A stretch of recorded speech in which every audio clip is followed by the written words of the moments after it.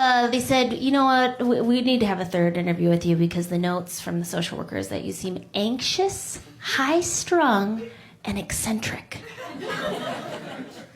Yeah, that's what I do. That's the cornerstone. It's the business plan. TBTL.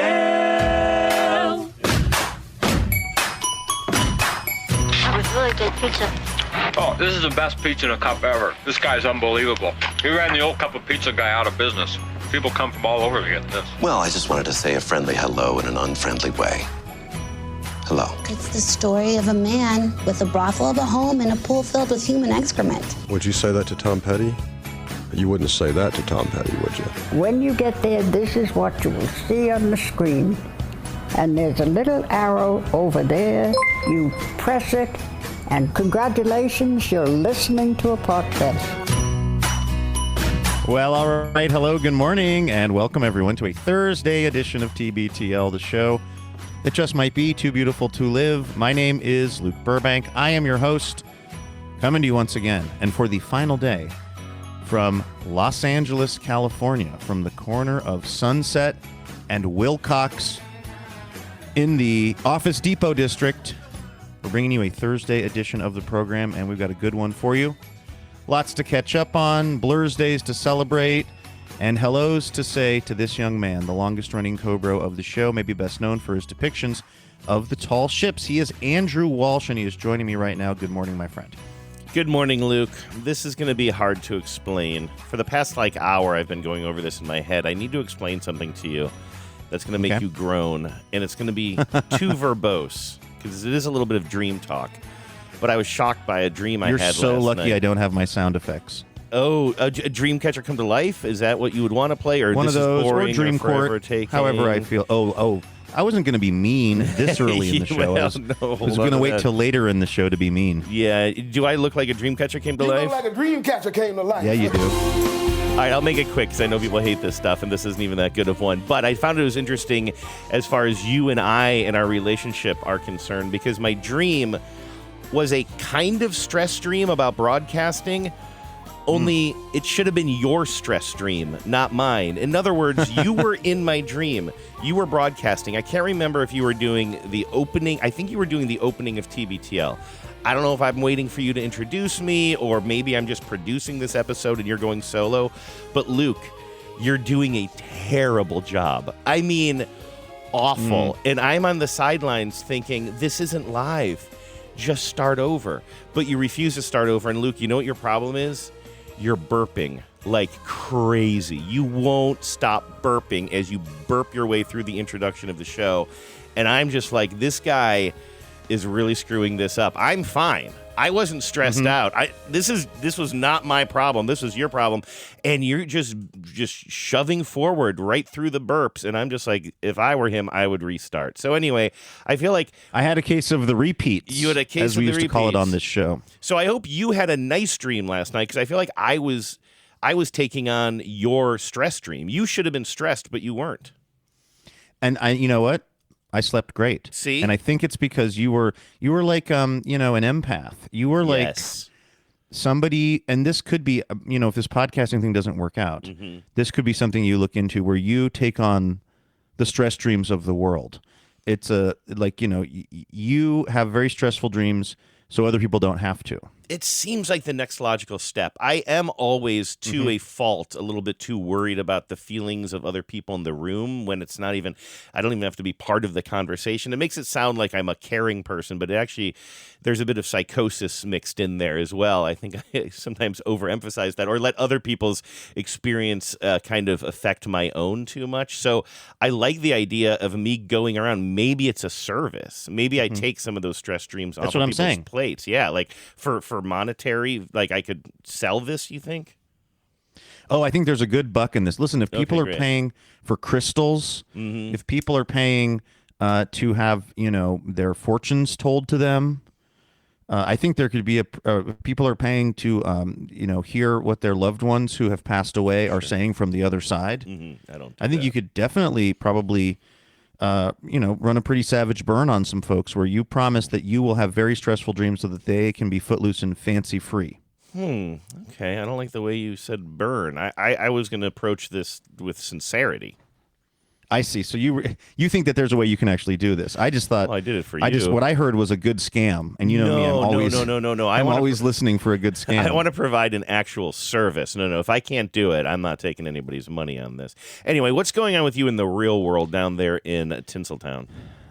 Well, I went to a very, and I mean very hip restaurant with my daughter to celebrate her birthday early. And I had kind of alluded to this on the show the other day about how, like, as I was reading about the place and critically trying to get a table at the place, and looking at it on Google Street Maps, I was like, I don't know if this would be for Andrew. It's a pizza place actually called Quarter Sheet, and it is apparently the place to go in Echo Park. First of all, it started with me taking a Waymo down Sunset from where I'm staying in Hollywood down to Echo Park, almost directly past my old house. And you want to talk, we've been talking a lot about nostalgia on the show and that it's your most powerful drug. Mm-hmm. Boy, was it a nostalgia hit for me to just sit in the back of a driverless vehicle and note the places along Sunset that are now different things from when I lived here. And all I think was, thank God there's no human in this car to have to listen to me go, wait, they turned that into a what? I thought I sincerely wasn't sure if you had gotten misty-eyed if you're going to say nobody was in the car to see you gently weep. You know, for once I wasn't in a crying mood, but I was like, oh, Patra Burger, Lucy's Laundromat. The Burrito King was still there, or as I called it, Cocky Donkey, because the logo for the Burrito King there at Alvarado and Sunset was like a donkey that I think looked like it was a little bit too confident. Yeah. So I was happy to see that was still there. But anyway, so I take the Waymo down. By the way, the Waymos are... I have mixed feelings about this. The Waymos are cheaper than the Lyft or the Uber, but I know it's just because... We pay robots less than people?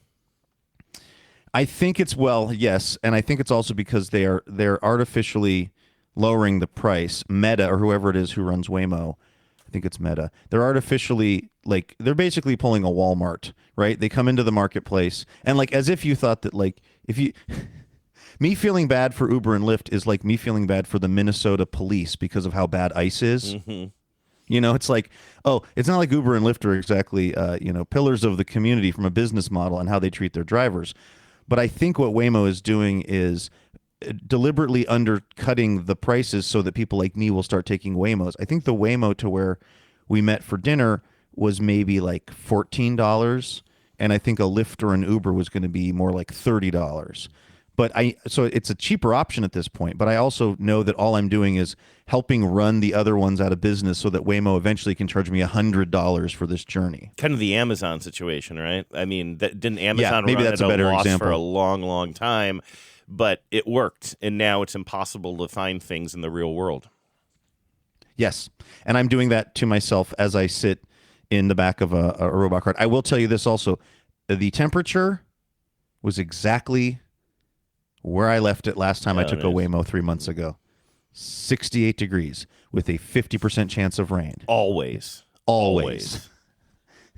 I know that's not complicated. I have an account now with Waymo, and it just remembers that. That's like not even an interesting party trick for a robot to do, but I find it endlessly I haven't experienced comforting it. in a way. Yeah, I'm sorry to cut you off. I haven't experienced it, but I don't think you have to explain why that seems fascinating and comforting. I'm fascinated by that too, and I've never even experienced it. It's those small things. Yeah, like I got Didn't in, you I was leave like, your playlist in the same place too if you plug in your Spotify or something?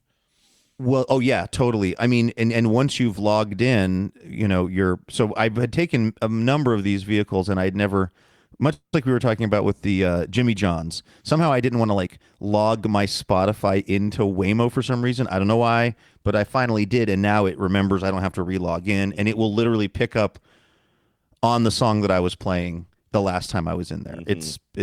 It's quite incredible. Which, by the way, the song was Los Angeles by the band Big Thief. And I said I wasn't crying earlier, Andrew, but that's a miracle because that song as are many of the songs from Big Thief. That's an almost auto cry for me, regardless of what my mood is. It just absolutely does me in. And I was in Los Angeles, which is kind of gilding the lily. But I get down to my old stomps of Echo Park, and we get to the restaurant, and of course there's a crazy line, and we couldn't get reservations, so we had to do like the walk up, and they put us on the list, and they were nice about it, but it was like going to be an hour, so we just kind of wandered around Echo Park a little bit. And the whole time I'm just having this feeling of like, this is going to be a lot of hassle this is not going to be a great ROI. First of all, it's a pizza place. Second of all, it was something about the exterior of the building. It just has a very rudimentary sign that says pizza. Maybe it's because I'm the son of a sign painter, but it almost seemed like they were being intentionally unappealing in the like we're so hip and cool that we can have a sign that says pizza on our very unassuming looking restaurant that we know is kind of not even really selling the sizzle of this place, if that makes any sense. Mm-hmm. Sort and of. So, I mean, it sounds. Maybe I'm not picturing it right. It sort of sounds cool to me, to be honest with you, and I'm not trying to be contrarian here, but I could see a place that I like.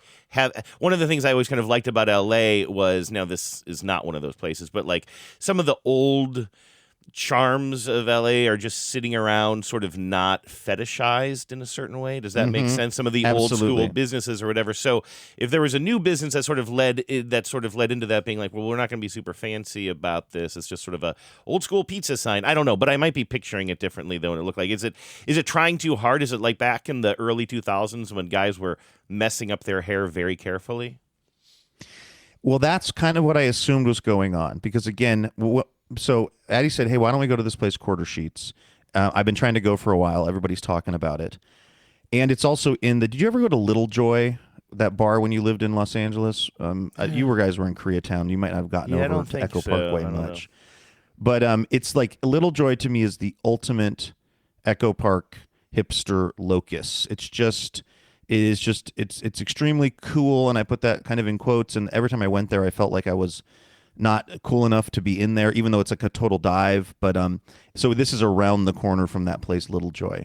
And I think when I was looking at it on Street View and I saw how, again, they just had a very simple sign that said pizza, I was already forecasting this whole thing. I went to the website and they said reservations open up 14 days in advance of the day that you're trying to make your reservation. Like, it was one of those kind of things where it was like, like we're going to on Instagram, we're going to put out some geo coordinates. And if you go to those exact coordinates, you will find a key.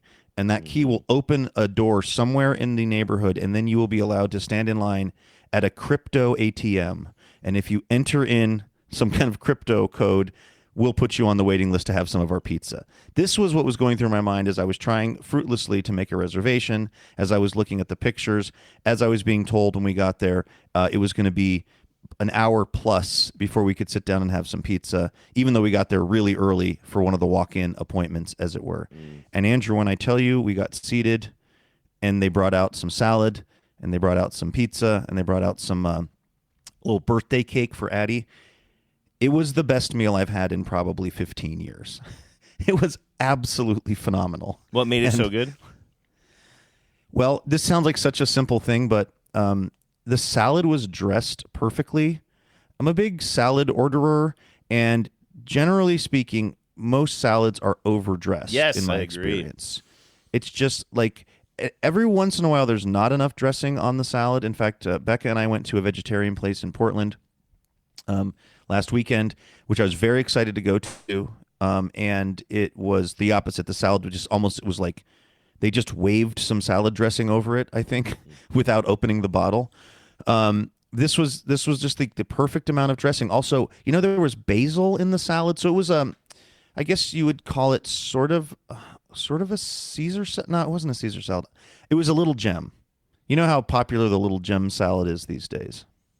I don't know if I do, but okay. Really?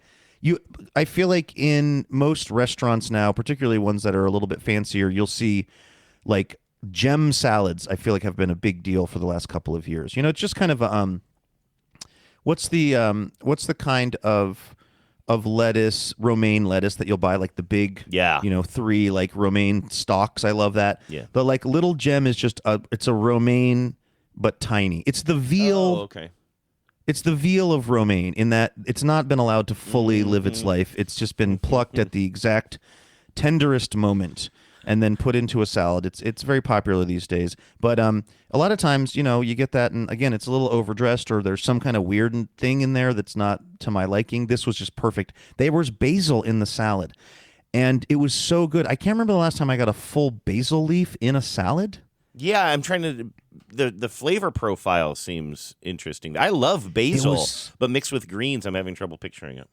I had never had it before that I can remember, and it was phenomenal. I feel like I'm going to start putting basil in more of my salads. In fact, there was like I was eating a lot of this salad, and I realized how much I liked the basil, and then I was doing that really great parental move where I just go in and get every single leaf of basil and pull it out, thus depriving Addie of it, just being like, I'm going to go ahead and pick out all of the good stuff from the salad. But anyway, salad was really amazing. We have a rule, ma'am. We have a rule that one person can't take all the basil out of the salad. All the loaded basil? All the loaded basil. It's a rule. Yeah. It was weird. The server came over and told me that right after Addie had visited the restroom. Yes. Those may have been related events. But anyway, the salad was great. I'll say this about the pizza. The pizza was really good. Pizza, in my experience, is always really good. Like, and, there's a range. There's Little Caesars or something all the way up to, Grimaldi's in New York or something. But, like, it was very good pizza. I really loved the salad. The dessert, it was a cake. It was literally listed as a birthday cake. The reason that I was initially skeptical was because this is another big thing in the world of cake right now, which is olive oil cake. Have you seen this? No, I have not. When is the last time you ate out? I feel like this is where probably not in a while, honestly. Yeah. So they're like, I don't think I've ever had a piece of cake or a baked good that is listed as having olive oil as an ingredient, but it seems weird to me. Wait a second, hold on. You just said that I haven't eaten out in a while because I thought you meant to say that olive oil cake was a very popular thing that I am missing out on. No, I mean, it is a very popular thing. I would say generally, I've assumed you're not missing out on it because I have always thought it seemed gross. But I actually ordered it because it was Addie's birthday. They brought it out, by the way, with a candle in it. It was very cute. And it was delicious.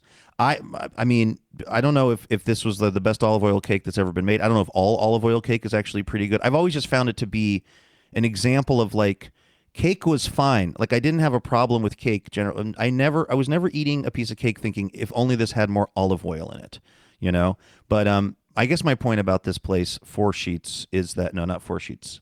Whatever. That's what you were later.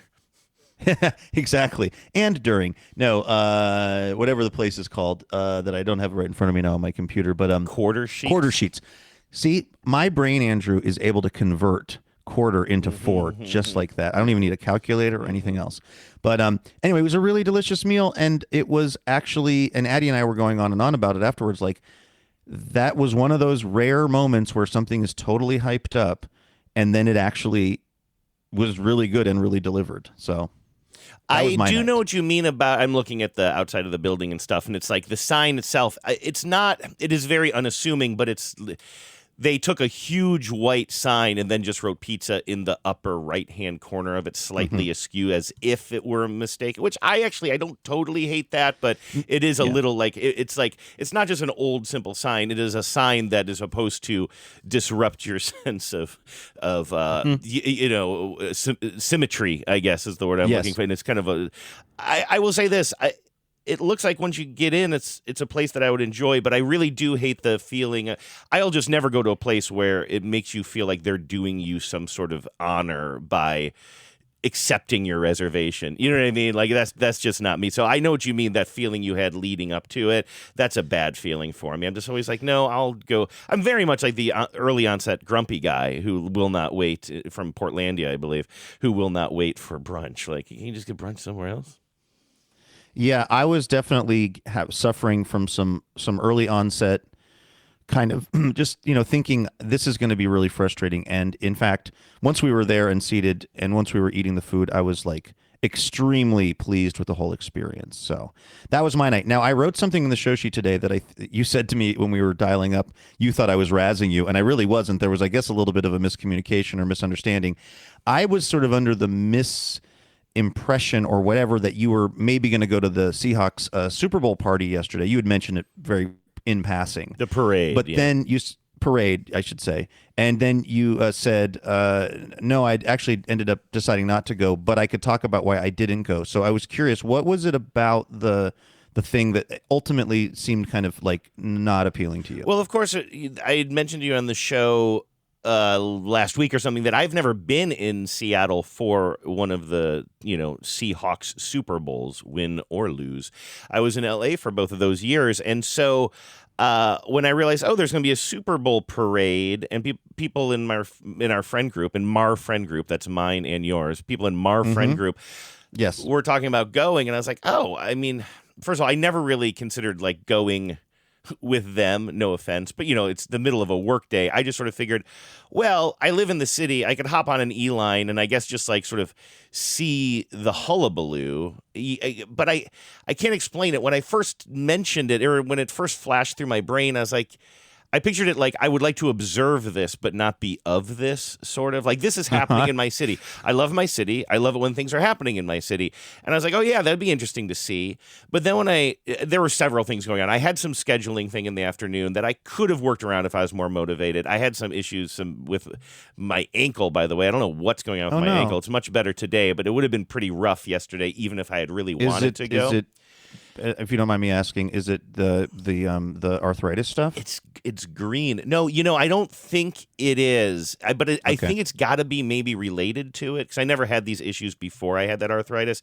But I talked to my doctor about it, and he thinks it might be something else, but we don't know exactly what it was. But it was bad yesterday. It might be, what do you call that thing? I know that you and Camaro Kev both had it. But I'm not athletic. I don't know if that makes a difference. But swag? No. Plantar fasciitis. Here's my deal. Oh, yeah. I don't know. It hurts really bad. It hurts around my ankle, though. And I know it's supposed to shoot up through the bottom of the foot. It does hurt in the bottom of the foot, but I feel like I'm carrying a lot of the pain on my ankle, which those things could be related. I think it can strike anywhere at any time. Kind of lower at any time. I think you need to see whoever Nick Emanwari saw after his ankle injury, because he looked just fine in the Super Bowl. Can we get some treatment on that? Andrew's dealing with an ankle. Yeah, Andrew has an ankle. Some say Andrew has an ankle. That's right. I'm still convinced that when these football players are suffering from an injury like that, but it's really, really important that they get healthy, I think they just clone them and make healthy versions. I believe that happens in the Stephen King book, maybe even The Running Man.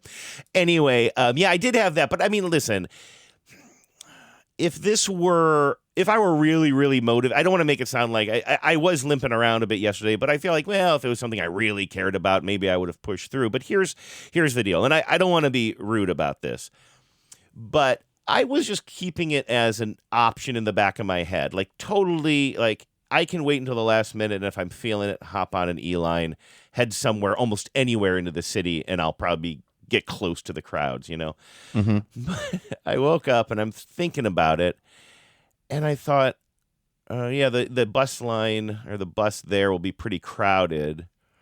And I thought, and they'll probably start that chant, "See Hawks," and then I thought, wait, I hate that chant. And by the way, it's just almost any sports chant. Like when I rooted for Cleveland, if people started doing the dog barking thing, I hated it even more, maybe. And then I'm like, oh, wait, if I go to this parade, it's like everything I don't like about a sporting event without the sports.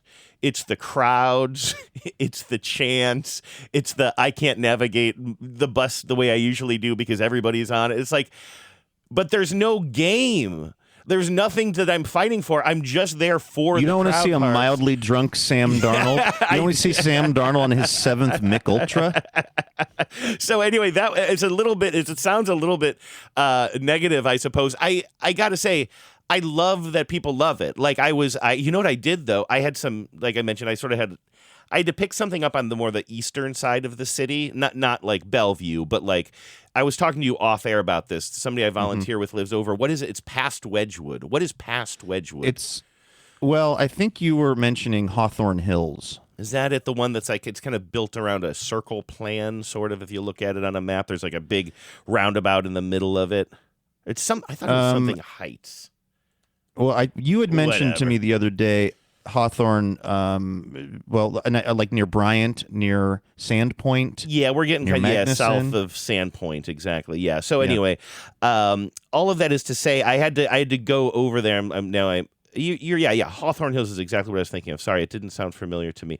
But anyway, so somebody I know has a house over there. I had to get over there by 1-ish or 2-ish, which would have been a little bit difficult with the parade if I had tried to attend and do both of these things.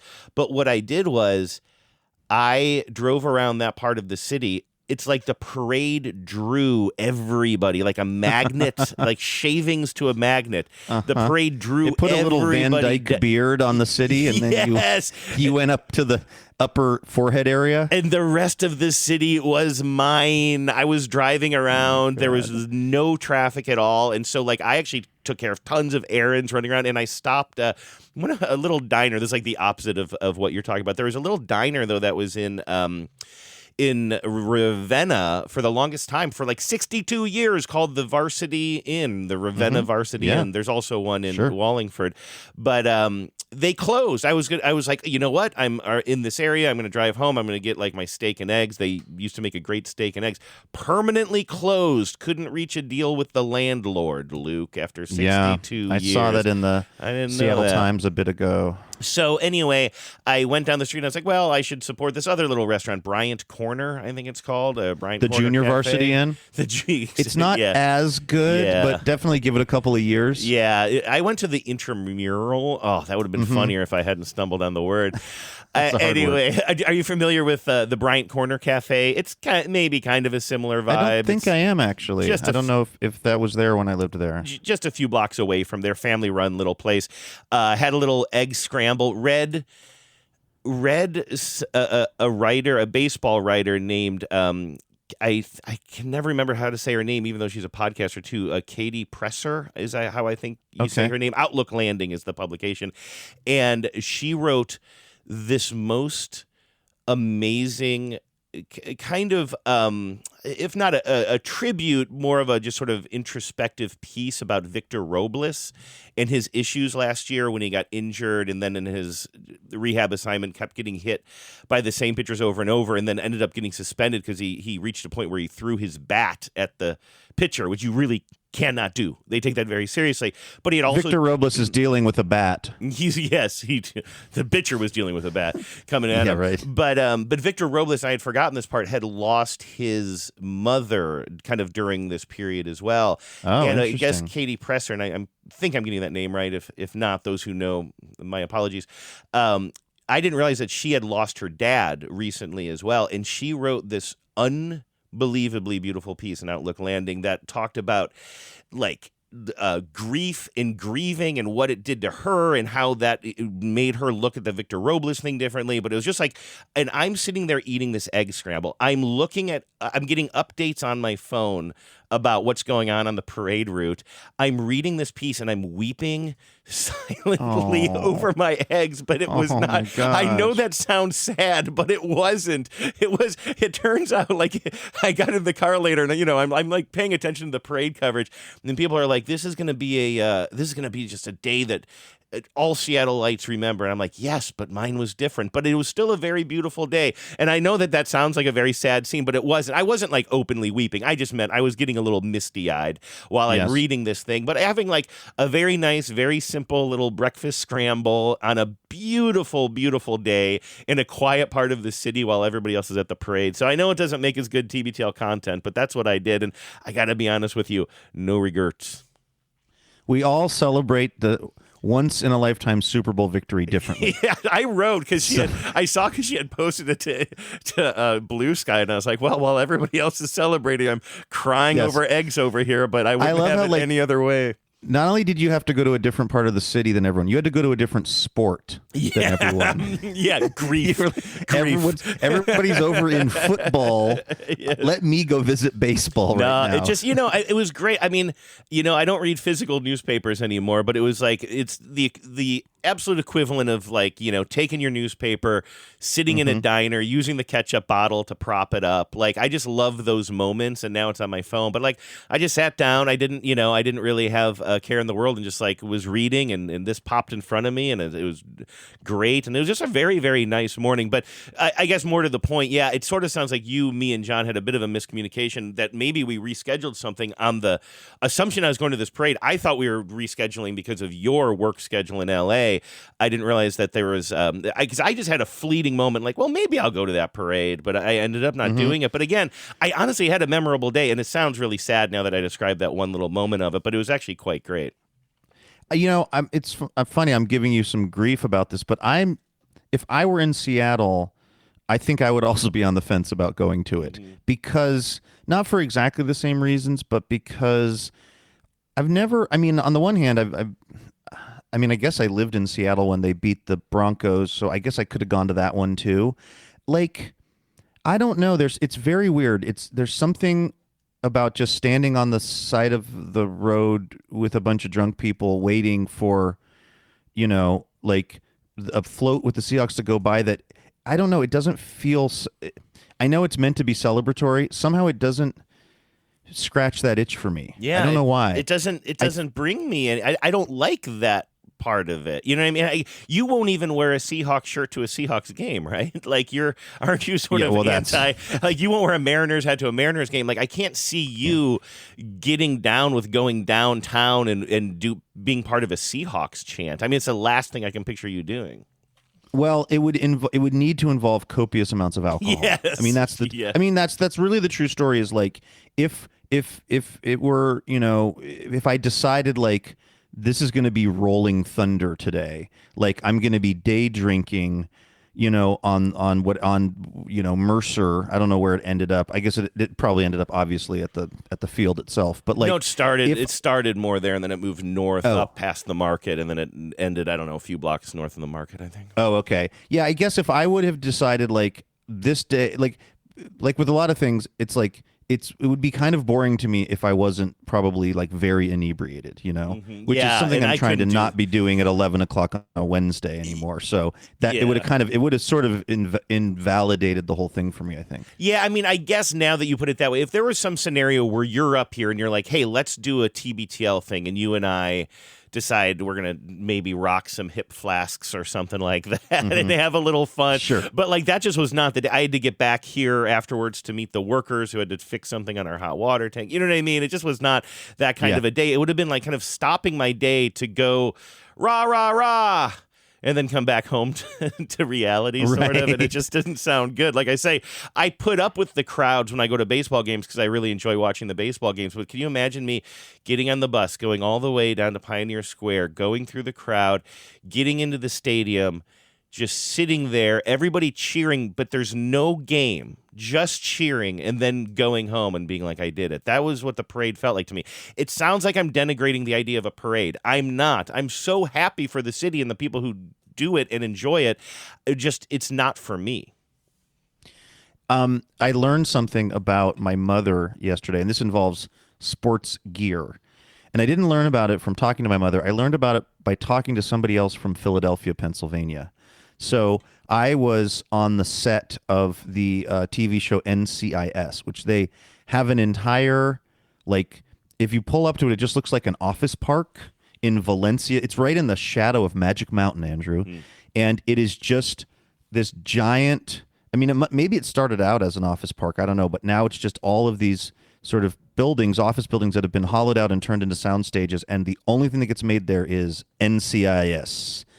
I did see Gary Cole, the actor who plays Lumbergh on Office Space, the I'm going to need you to work this Sunday guy. Yeah. Very fit in real life, upsettingly fit. I don't want to live in a world where Gary Cole is super duper fit. I thought I always picture him as kind of a slender guy, a tall, slender guy. I guess, but I mean, I think of him as Lumberg. He's wearing a kind of a blousy shirt, I think, with suspenders. He was wearing a tight-fitting shirt, and he was going somewhere to be NCIS, and he just was.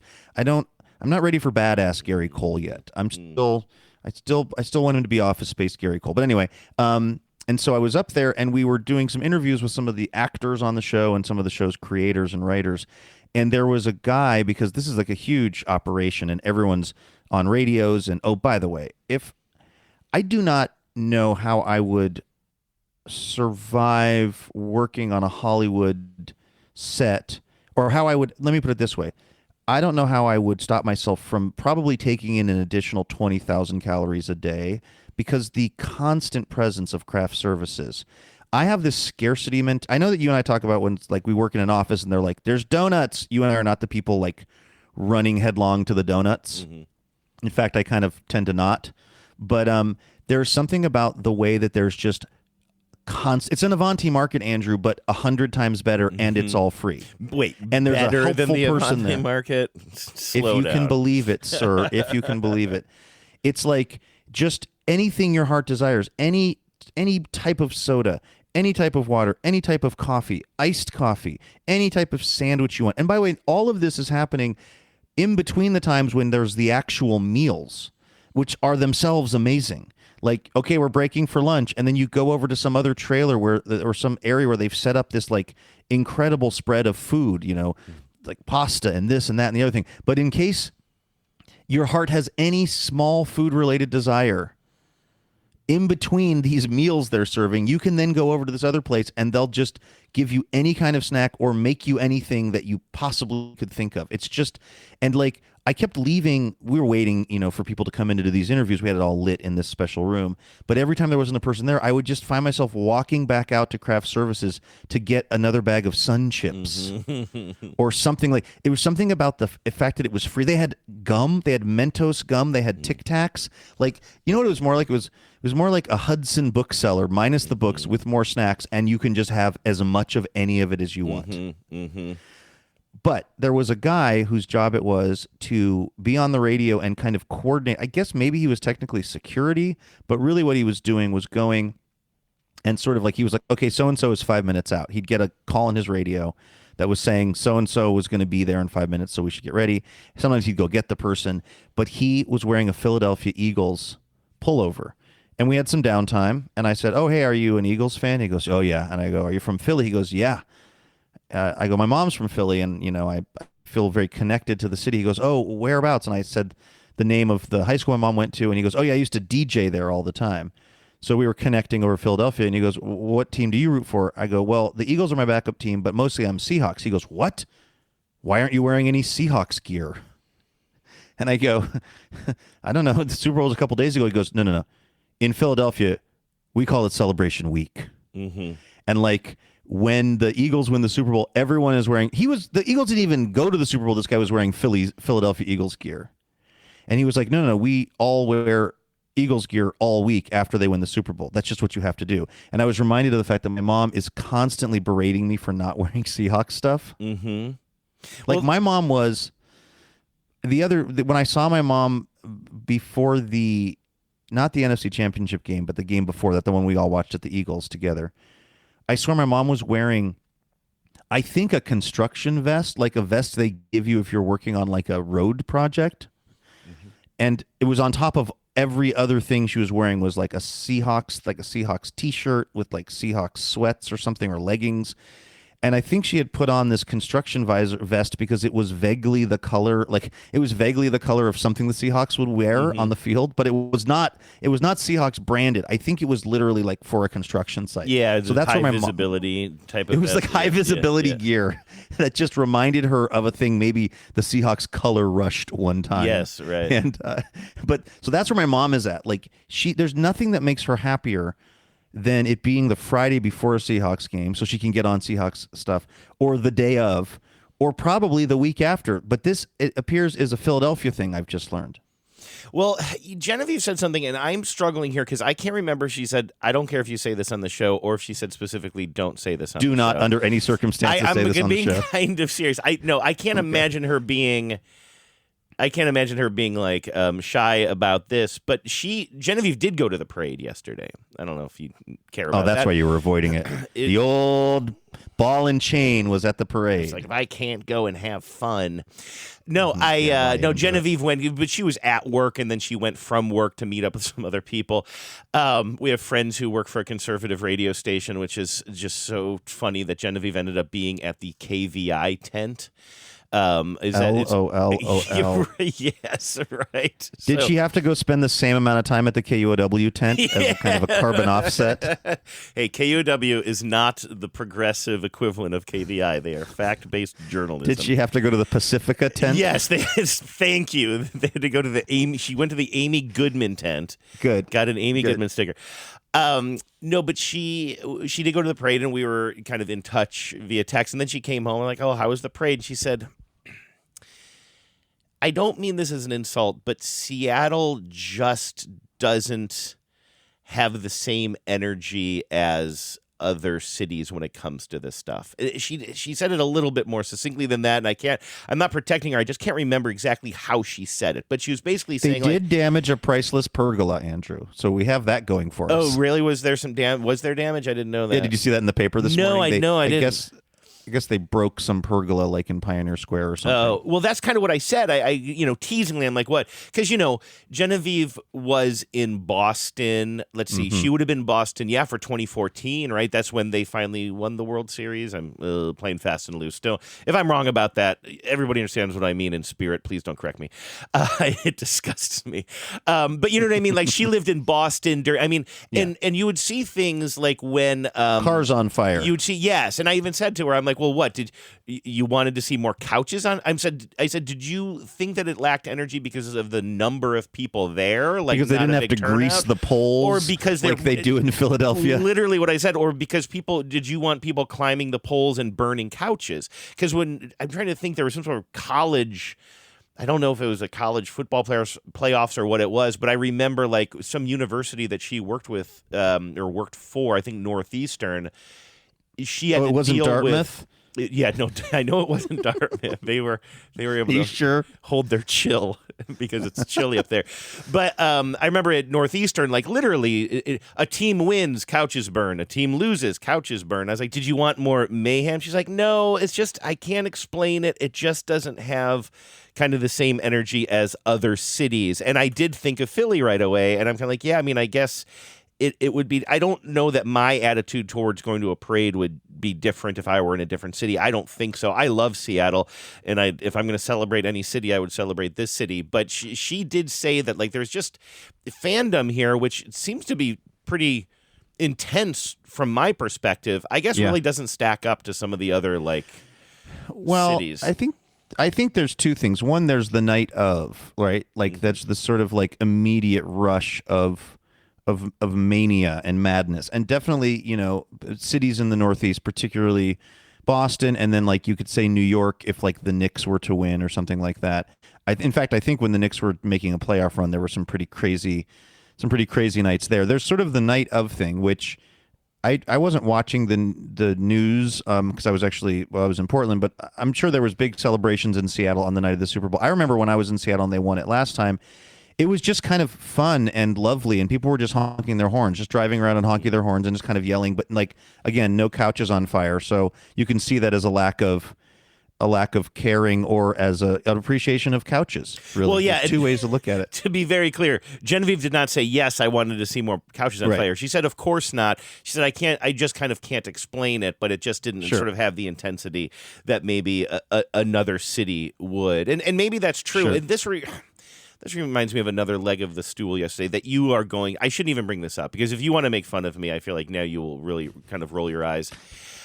Talk about virtue signaling as we were on the show the other day. But there was also like this little voice in the back of my head that was kind of like, literally like I'm waking up and I just have like several like kind of initial reactions. And I got to say, one of them was a little bit like, I've literally never taken to the streets in recent years when there's been all kinds of show outs for the city showing out to protest something, to raise awareness of something, like to no show solidarity. Like I've never done any of that.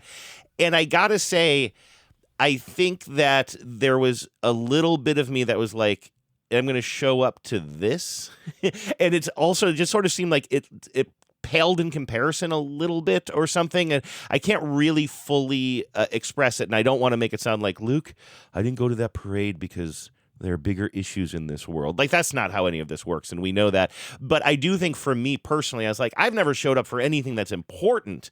I'm going to show up to yell Seahawks? Probably not. Right. So you're probably sorry. There's some kind of the virtue signaling police are coming for you. I was about to say the virtue police. Here we go. Yes. I hope you take that. I hope you. I know kidding exactly. aside, I hope you understand. Well, what here's I'm the way saying. here's the way that I read that, and I could be wrong, and correct me. It's that I would say you probably don't have like super duper strong mixed feelings, but somewhere in the very back of your mind, your thought was like, it would have been maybe good to go out to some of those other sort of events to show solidarity with other people, to push back on, the Trump administration, to whatever, to march in solidarity with causes that we believe in. And so you're like, some part of your brain was like, is the first time that I go out to sort of organize going to just be to try to get a high five from Ernest Jones as opposed to social justice, which I can understand that logic as well. Yeah, Again, sort of. I don't think I would have been there either, so don't have to feel too bad. I think that, and for the record, it's not. I'm not a marcher, like going back to like protests or whatever. Like, I will continue to try to make change in the world in whatever small ways I can, but I don't think I'll ever be a marcher, a protester, somebody who rises to that particular event. It doesn't mean I don't care, and maybe I sound like I don't care, but I do. But that's not my way of showing support necessarily. And so I'm not saying that like, okay, I'm going to go to some of those and then I'll go to the next Super Bowl parade. It wasn't a 1-to-1 on that, but it was sort of like, we're just seeing a lot. I think I just had this very passing notion of, we're seeing a lot of people take to the streets these days for important things. And it's kind of like, oh, this would be kind of a weird one where I'm suddenly like, yeah, I need to be there with the people. You know what I mean? It was a very fleeting thought. You want to talk about virtue signaling? I actually was just texting Becca the other day saying that I haven't been to the No Kings marches myself either, but I think we're going to go to the next one. So if you want to line up to pat me on the back, you certainly can. When is the next one? Or you just I think it's March 28th. Okay. And it's like, the speculation is that it's going to be the biggest one yet. And, again, that's pretty low lift for me. It's just, go walk around in Portland and stand near other people that don't like what's happening on a federal level. But I think we're going to go to the next one. So I'm better than you. I think that's what we can all learn. Absolutely. Today. And we'll have something to talk about on the show as opposed to just like, I woke up and my ankle hurt. Very drunk. Yeah. That's the thing. Oh, wait. Are we bringing pocket flasks? It'll be rolling. I'm bringing a flask. Okay. It's going to be rolling thunder. Okay, sounds good. I'll see you there. We was hoping for some razzle-dazzle. Razzle-dazzle. That's right, man. Razzle-dazzle. On your mark. On your mark. Get set. Get set. Now ready. Ready. Go. Everybody razzle dazzle. Hey, let's thank some dazzling donors. These folks are donating a dazzling amount of dough, and we are very grateful. This is 100% listener-supported podcasting that we do here, 5 days a week, 52 weeks a year.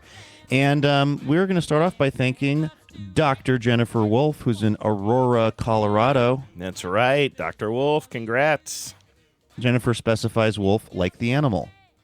That was helpful. Thank you. Dr. Wolf says, lots of life changes continue for me. I have a PhD now. If I had my bell, I would ring it for you, Dr. Wolf. And yes, I make everyone call me Dr. Wolf. As you should. Andrew, I had not. Well, okay. Andrew, how much I hate giving it up for the robots. Mm-hmm.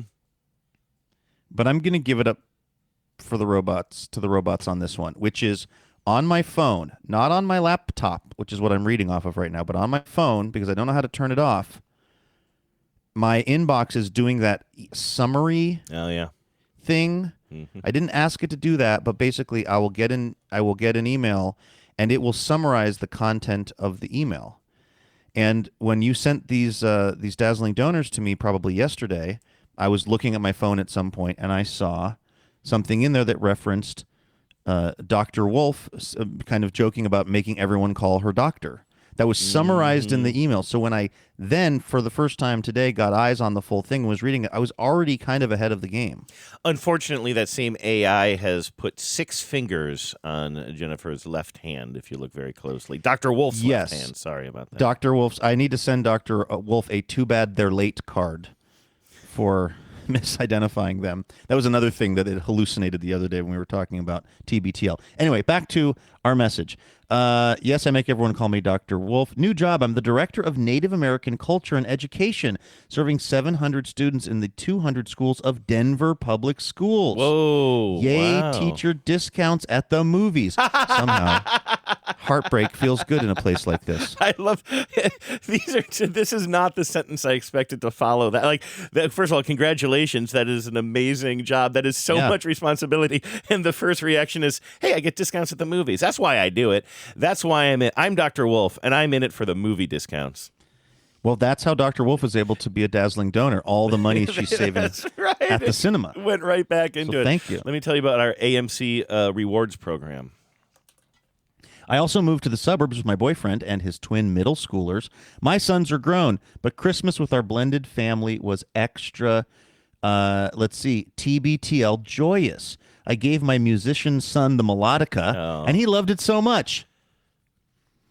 Then I showed him the other instruments, and all the kids made an impromptu horrible band. Andrew, this was the entire concept with the instruments. Mm-hmm. And I feel like, when we were talking about this, back before the thon and kind of what could we do that would be fun, I literally was like, it would be pretty fun if we sent out some instruments and then people were just playing a very questionable version of Happy Birthday or what have you. And it sounds like it actually happened there in Colorado at Dr. Wolf's house. I love it. It was another blessing from the business boys. In gratitude, Dr. Wolf. Well, Jennifer, we are so grateful for you, and congratulations on the new job and moving and all of the stuff, and particularly the movie discounts. Particularly that, yes. Maybe that above all else. So thank you, Jennifer. Appreciate you. Maestro? On your mark. On your mark. Get set. Get set. Now ready. Ready. Go. Everybody razzle dazzle. Well, look who it is. It's our friend. It's the one, the only Lynn Pham in Beaverton, Oregon. Hey, Lynn. Hey, Lynn. I was going to say the Marsupial Gurgle himself, but that's not really Lynn's nickname. That's just the website that Lynn built. Yes, that's not. Exactly. We don't. Lynn is not the Marsupial Gurgle. Lynn is the keeper of the Marsupial Gurgle and website. the creator. He's the creator of it. Dr. Marsupial Gurgle. He's not Marsupial Gurgle. He's Dr. Marsupial Gurgle. Do I have that right? What's the Frankenstein thing? And he and Lynn and his mom are now the. I just found this out the other night when I was chatting with them, and I hope, Lynn, this is okay for me to say, but they are now the. They basically are like they've added 4 birds to their home, to their family, because there was somebody who had some trouble or something and had these birds and they couldn't take care of them, and so they took on 4 birds, and I can't remember. I think they're parakeets. They've got another bird named Ace who they've had for a while, but these are these other birds, which they're now going to take care of for life. And that's a long time in Bird Town. It is. It is. I think that's why Lynn is able to tolerate this show, because Lynn is a person of patience. And has learned that by taking care of birds for many years. I need to explain something. I need to explain myself. It's not interesting, but it's just driving me crazy. What I was doing a moment ago that was absolutely nonsensical when I was referring to Lynn as Dr. Marsupial Gurgle. I think maybe Dr. Wolf got in my head. I don't know what's going on.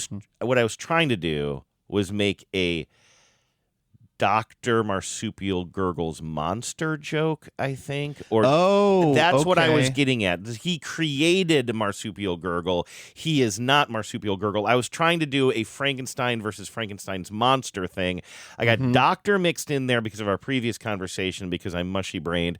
And I appreciate you just moving on, just being, he's got aphasia, let's move on. But I just needed to explain to everybody what was happening inside my mushy little brain there. I think it helped that there was a little breakup on the line for me, so I might not have even heard that, Andrew. Okay, well. So anyway. that was, I was spared from it, but then I was unspared. Yeah, then you were unspared, and it was actually much, much worse. But anyway, from now on, until I forget Explanation. Bad. You know what? I saw like a little clip, a little trailer for this. I feel like there's a lot of Frankenstein's monsters movies right now. Oh, out. yeah, there are two. You know, yeah. you come to, Bride that seems like a lot and to me. Yeah. the Guillermo del Toro one, which I watched one with half Christian of Bale. with my dad. Yeah, I guess I didn't know that and that's Christian Bale, right? Is that Christian Bale in the Guillermo del Toro Frankenstein one? I saw a billboard on Sunset the other day for a Frankenstein's monster movie that I swear to God it looked like Christian Bale under the makeup. And I was like, how did I not know that this was even happening? I could be wrong. But then Oscar there's Isaac is in it, and Jacob Elordi Jacob plays Elordi. the You know monster. what? Yes, Jacob Elordi. Sorry. He's of Wuthering Heights fame. Oh, Jacob that's him. Elordi. You mentioned him in passing the other day. I'm like, I don't know that name, but okay, he played the monster. Oh, and Mia Goth as well, who's sort of, it seems like, getting a lot of heat these days. Then who's in The Bride? Maybe that's the one. Let's see here. Yeah.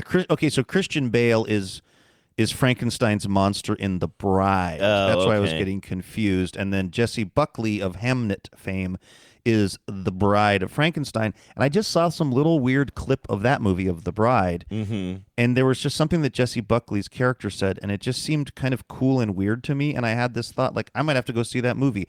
I did not have that, Andrew, on my 2026 bingo card. I remember seeing a trailer for The Bride, having the same exact thought you had, which is, a lot of Frankenstein movies out these days. Mm-hmm. And also, this doesn't look bad. The Bride looked pretty good. Yeah. I don't remember what I saw, but I saw a trailer in theater, and I was like, I could see myself watching that movie. Now, where Lin Pham comes down on any of the Frankenstein's monsters movies, by the way, I will give the internet credit. When I was looking up the cast of The Bride, there's a picture of Christian Bale, and underneath it says Frankenstein's monster.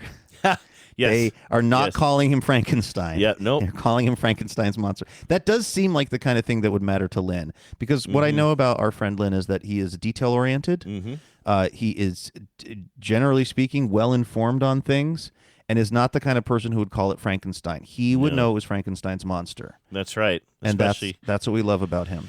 As Dr. Marsupial Gurgle himself, he understands these things. Please, Dr. Marsupial Gurgle was my father. Just call me Gurgle.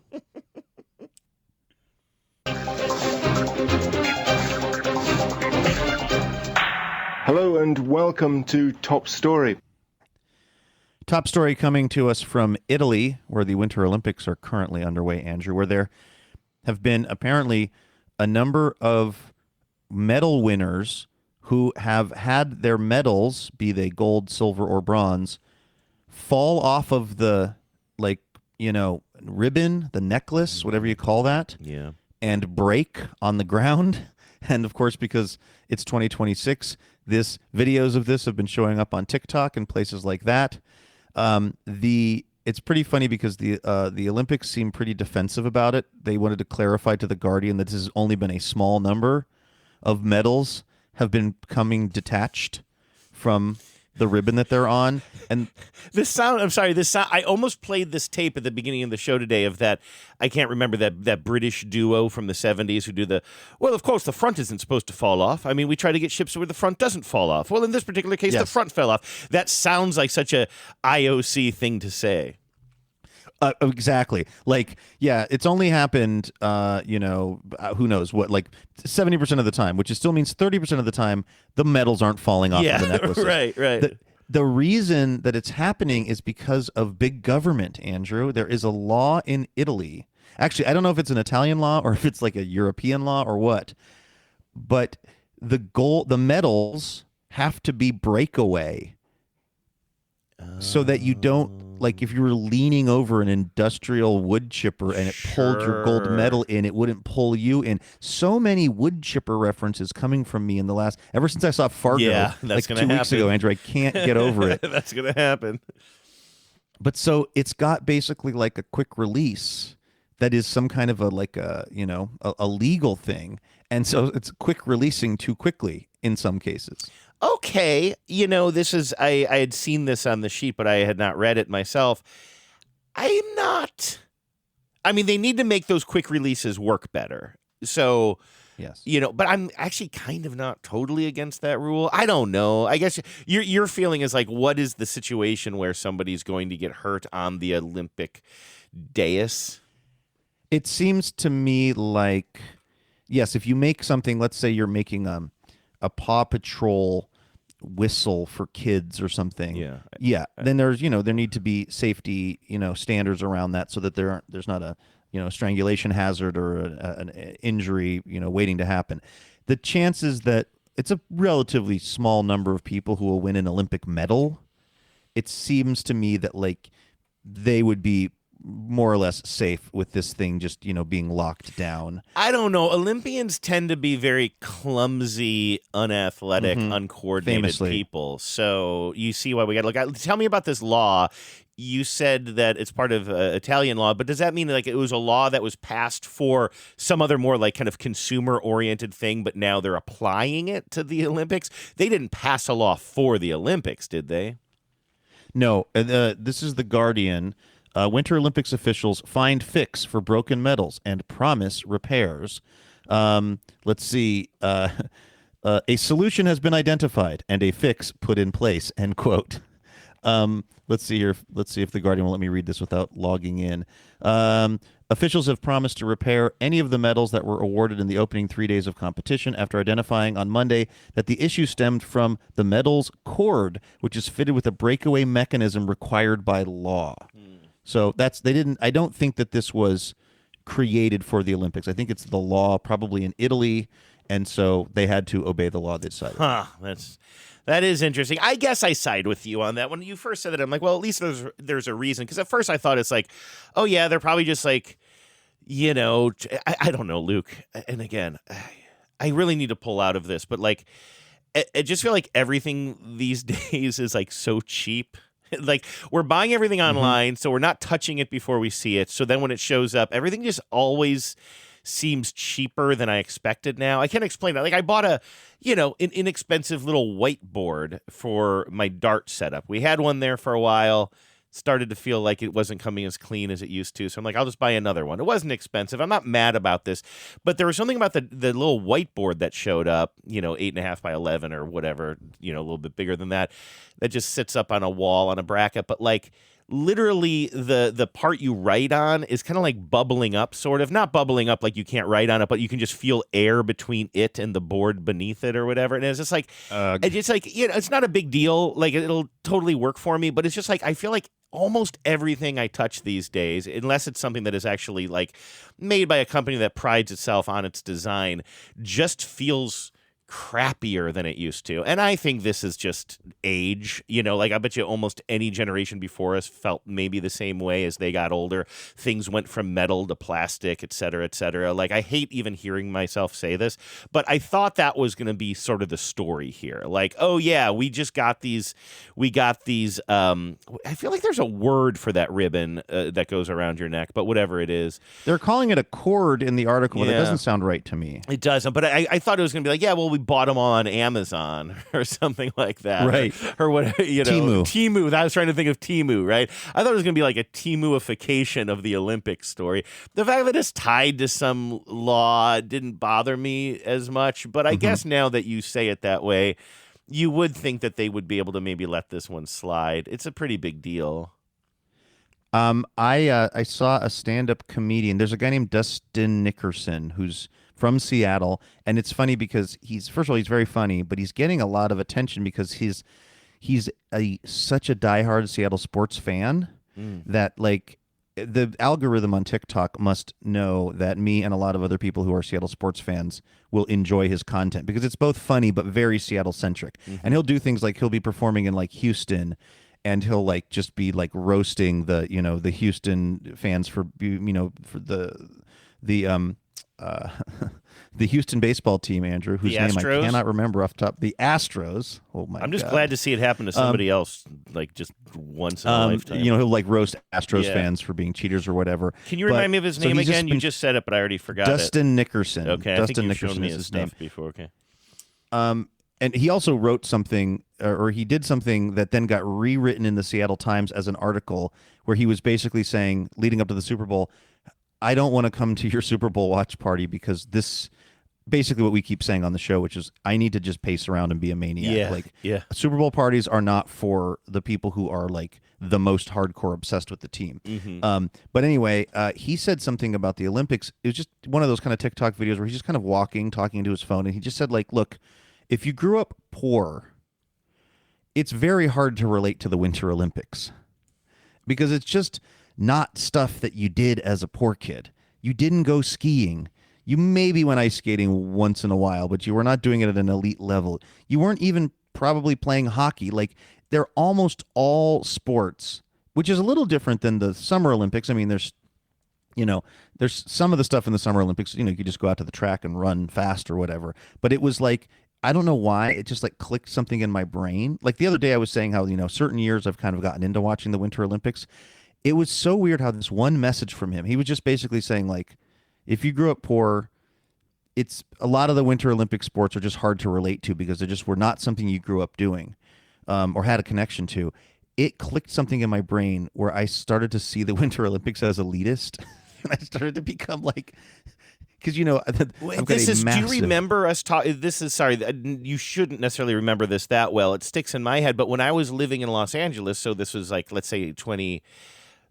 I could have been to 2014. I don't know how groups of 4 years go by, but there was some Winter Olympics thing, and there was an article in the LA Times about this. I think because we called her the loser from La Cañada, right? Is that the community? Oh, yeah. Do I have that right? La Yes. Cañada or something like that? Yes, good and memory. that got us talking, again, like 10 years ago or more, about exactly this. You actually, I think about it sometimes because I think maybe I brought it up on the show and you're like, I don't know, like it's really hard for me to connect with these kinds of like, local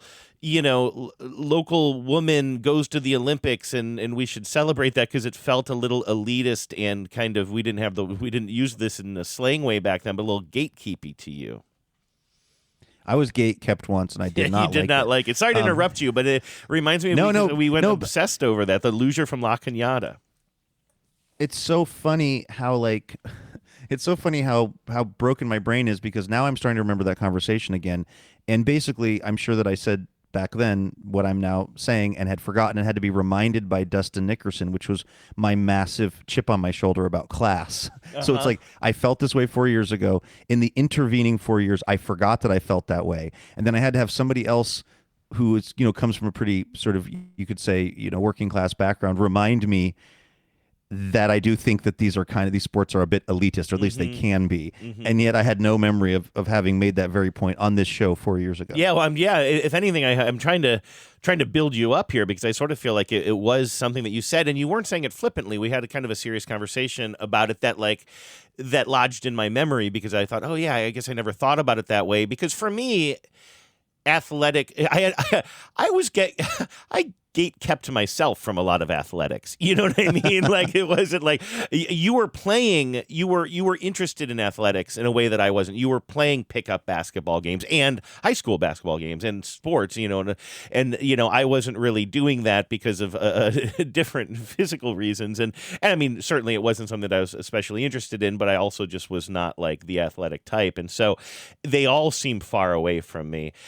I got to say, somebody said something on the radio yesterday that, just some sort of random AM radio I was listening to, but some sports person asked another one, like, do you like the Winter Olympics? And he's like, yeah, I do like them. And it reminded me that to most people, and traditionally going back to the beginning of the Olympics, the Summer Olympics are really the real deal, and the Winter Olympics are the modern phenomenon. And but like growing up, like, I've always thought that the Winter Olympics are the prestige events. And again, I am not somebody who watches the Olympics. This is just, but it's like, it's so much more interesting to see to me, somebody on a tiny little sled, just turning themselves into a human cannonball and just like racing through these little tunnels on their luges, or the skiing events. Like, that stuff is crazy to me.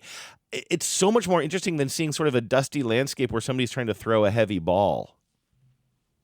Or the most insane of the sports of the Winter Olympics, the doubles luge. Yeah. Let's put one person on a really small sled. Hey, what if another person was part of this? Okay, do they get their own sled? No, they don't. No. They just lay on top of the first person. But it looks comfortable, right? It looks comfortable, right? It's absolute madness. It'd be like doubles cycling, where one person is cycling and another person is just piggybacked onto them. Yeah, not also pedaling, but strapped. No, to their back. not with their own. No, not with their own seat and gear drive or whatever you call that, crankshaft. It's like, no, it's just one luge, two guys, and the tightest uniform that anyone's ever worn. It just looks so awkward. Somebody posted a photo just yesterday. It made me laugh so hard. It was just a close-up of a double luge, and somebody just wrote, "I think I found the answer to the male loneliness epidemic." That's pretty great. There's a right way to rock and a wrong way to roll. You can just listen to your soul. Just remember that life is number one. You can be having so much fun. Just remember that life is much fun. You can be number one.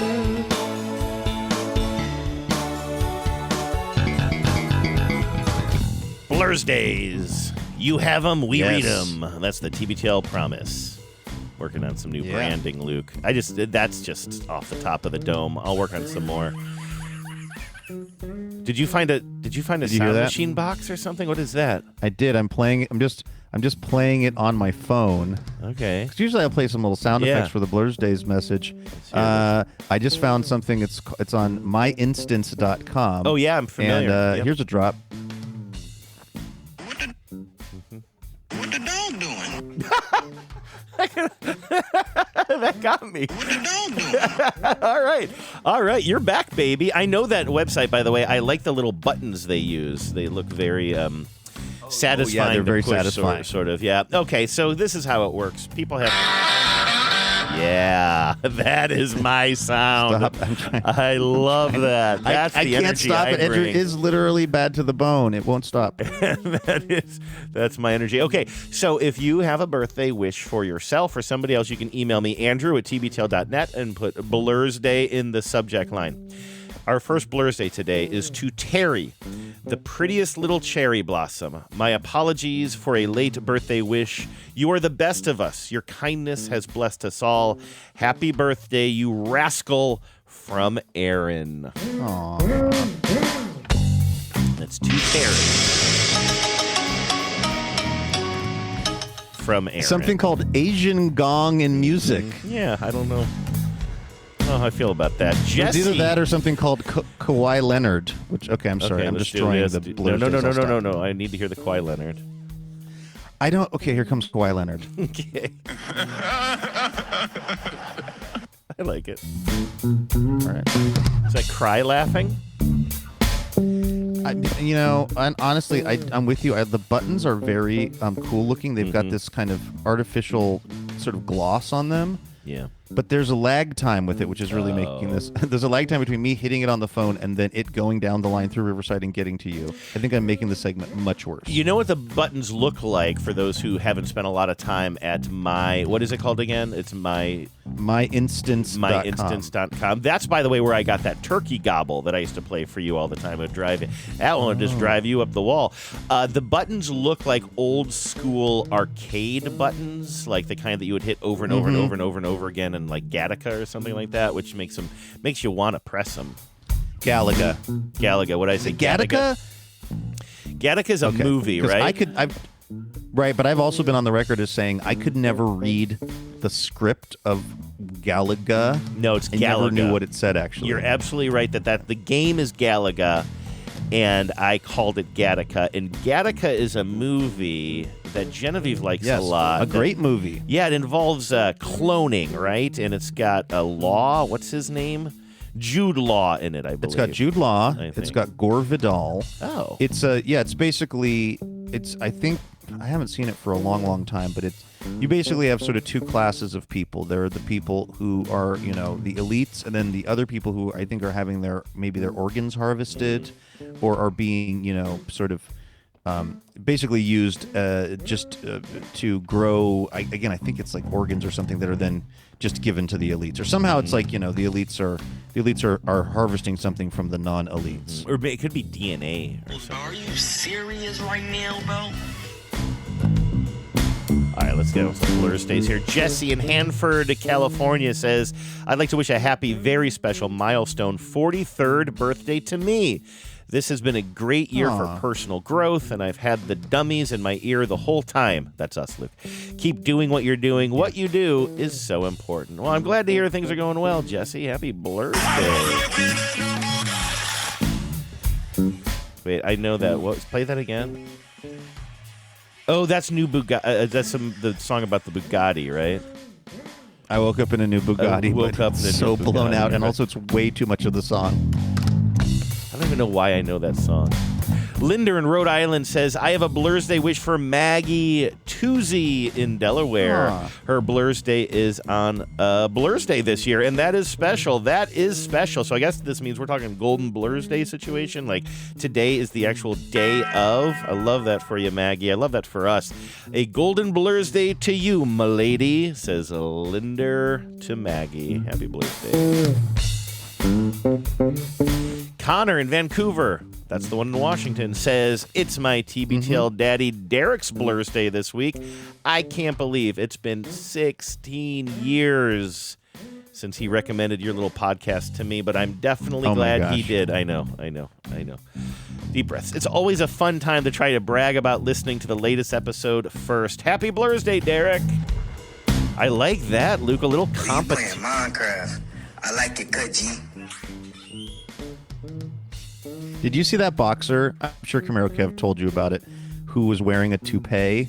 I saw it, and the toupee got knocked right off his head in that fight. He was watching that fight live somewhere because I think that was a weekend night or something, and there was a text chain going on, like, anybody doing anything? And he's like, well, I'm watching this boxing match. Then I open up Blue Sky, and I see that scene being posted all over the place. A guy just being punched repeatedly until his toupee loosens and then loosens further and then eventually totally comes off. And I texted Camaro, I'm like, is this the fight that you're watching? He's like, yeah, he threw it out in the crowd to some lucky fan. Can you imagine receiving a toupee in the crowd? That's the worst part of the story to me. I think that's we didn't talk about it at the time, but it's a fascinating story because the boxer, and I don't know his name off the top of my head, the first thing he said, first of all, he was very smart. He immediately carped that diem and just like started doing a bunch of interviews afterwards about it, and was like showing up places, just to basically make fun of himself about his toupee situation and his decision to wear that toupee.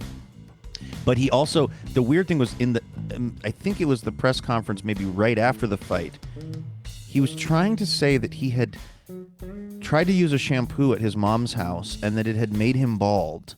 And so at the last minute, he decided to wear the toupee. Like eventually he realized that he should just kind of like embrace this and be silly about it. But there was this brief moment where he was trying to make the argument that he was in fact not a bald man, but had put something on his head at his mom's house that had turned him unexpectedly bald, and that then he had to use the toupee. See, that's not owning it. It was the most.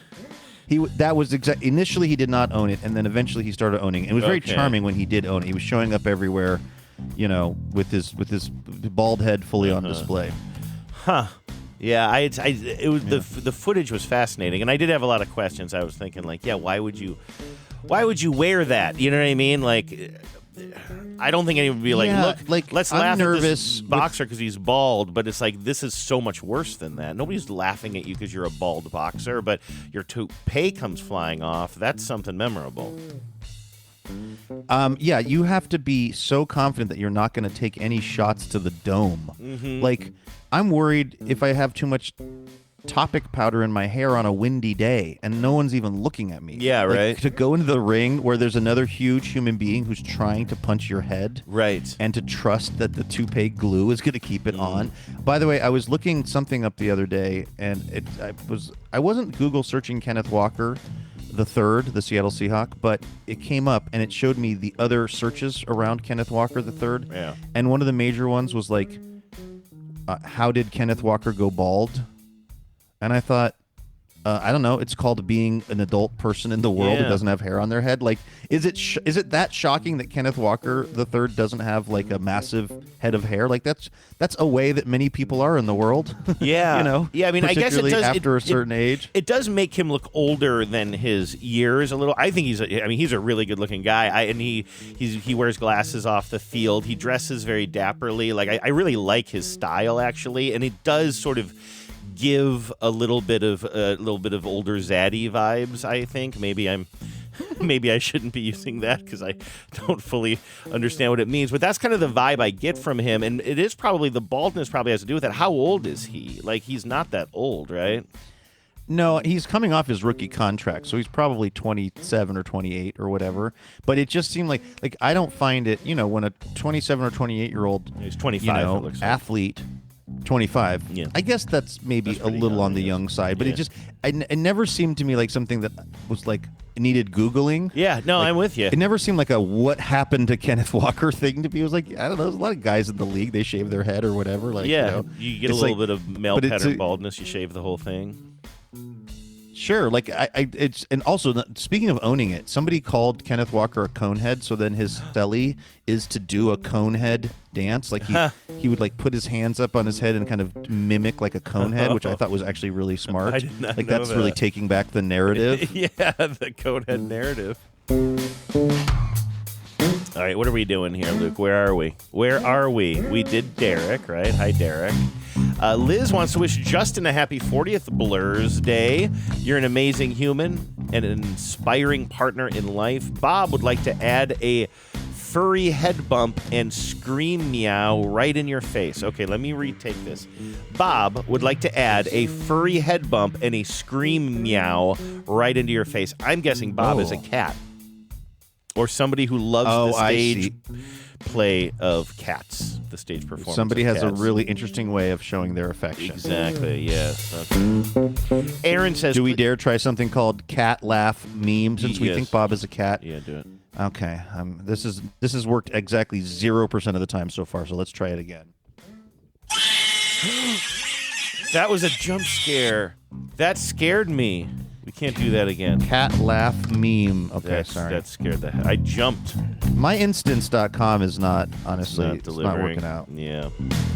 Aaron says, please help me wish 2 of my 5s happy Blurs days. First, Norris, happy 12th birthday. You're a caring and lovely big brother and an ornery little brother, which makes you the perfect kiddo. Enjoy year number 12. And happy TBTL golden birthday to Lennox. You're 14 years old today. You are a loyal and caring older brother, and you keep us on our toes and always have a story to share. Thank you for being you. Love, Mom, Dad, and Catcher. Aww. Oh, no, we're out of music. Oh, I don't like that Happy feeling. Blurs Day. I went to turn up the music, and then it just died on me. Like the hot water died on me the other day when they disconnected. I can the play hot that water. cat scream again if that, kind of cleanses the Well, palate. I did like the way it relaxed everybody. Let me see here. Can I get enough music just for a little bit more Tina? Yeah, here we go. Here, Tina says, happy TBTL Blurs Day to my 5 Jace. Now, I'm not 100% sure I'm pronouncing that correctly. It's Jace. I don't know if you would say Jace, Luke, Yeah. there, JC. Jace, happy TBTL Blurs Day to my 5. Jace, how appropriate that you turned 12 this week after you have been such an enthusiastic 12 this whole Seahawks season. You're such an adventurous person. I've loved celebrating your birthday with an escape room, mocktails, dumplings, ice cream, cake, and seeing the whiz. And topping it off with the Super Bowl trophy ceremony was so special. I love ya. Happy Blurs Day to Jace. Jace was out there celebrating on my behalf because I lamed out yesterday. I flamed out and I lamed out. You did not lame out, Andrew. You had the perfect day for had a you. great I don't day. want you to feel pressure to be fun or rootin' tootin'. If that's not your way, that's not your way. Hey, no pressure to be a fun person that people want to be around. You just keep being yourself, the unlovable, unfun I'll be fun guy. for Andrew. You know what? This is the division of labor. You stress dream for both of us, Yes. and I'll be fun for both of us. That Okay, sounds good. All right, enjoy your pizza. Sweet. All right, happy Blur's Day to everybody. That's going to bring us to the end of today's show. But guess what? We're going to be right back here tomorrow with more Imaginary Radio. I will be back home with my full complement of audio, so we won't have to listen to my phone attempts at playing audio drops from there. It's going to be much better tomorrow, everyone. So please do join us for that. In the meantime, have a great Thursday. Take care of yourselves, and please remember, no mountain too tall. And good luck to all. Power out.